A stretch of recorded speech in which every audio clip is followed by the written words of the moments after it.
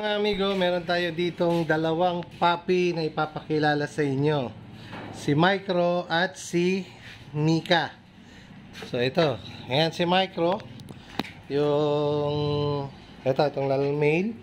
Si Mika naman yung female. So ayan, lakas sa tubig, kaya lalaki ng tiyan. So sila ay magkapatid, anak sila ni Terry, yung Jack Russell ko na, tapos anak din siya ni Pogi, yung male ko.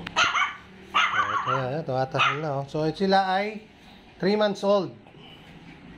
3 months old sila, medyo kaya ganyan pa yan yung kanilang tiyan ay lumalaki pa pagpakain. Ito, subaybayan nyo to, si Micro. No, si Micro, yan, paanoin natin yan si Micro. Pakawalan muna natin para makatakbo-takbo. Mika, halika dito Mika, si Micro at Mika. Ayan. Go.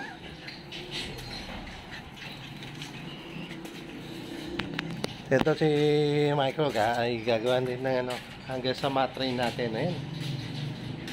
So Jack Russell po yan, hindi lang natin naputulan ng buntot. Kasi actually pinaalagaan ko kasi yung parents nila. So papi-share ko itong dalawang ito. So hindi naputulan ng buntot. Ito. Micro! Oh, yes. It's Micro. So pag 4 months, simulan natin yan na i-train. Nilalaro ni Blue. Micro and Mika. Yes. Okay, Micro. Mika.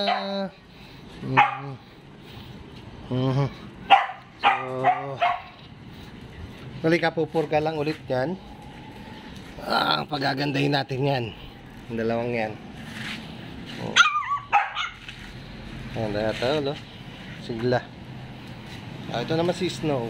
So, ito yung aking kennel. Ito yung Pablo's kennel. Ayan, meron tayong coffee table. Nandito yung ating ibang aso.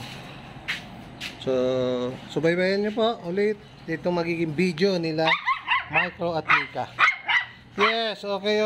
Sige, maglaro kayo dyan. So, see you on my next video, amigo.